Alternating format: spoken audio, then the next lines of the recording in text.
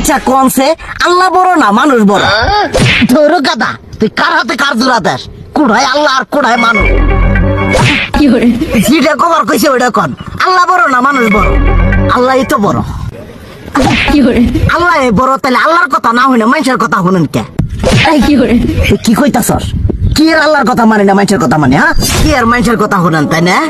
আমনে যে ওই দিনকে ডায়াবেটিসের রোগ নিয়ে যে হাসপাতালে গেলেন, ডাক্তার আপনার কত কিছু খাবার না করলো, সব কিছু না খাই এখন চলতেছেন, তাহলে আল্লাহ যে আপনারে কইছে যে হারাম খাবার না, সুদ খাবার না, কই আপনি তো কাম কাজ বাদ দিয়ে এলাকার মধ্যে টাকা পয়সা না গায়ে খালি উল্লে দিয়েই খান, নিজেরা টিয়াও হালাল ভাবে কামাই করেন না, ওই সুদ তো না কটা টিয়া করে লাভ আহে উল্লে দিয়ে দিয়ে চলে না, পেটা বড় বানাইছেন।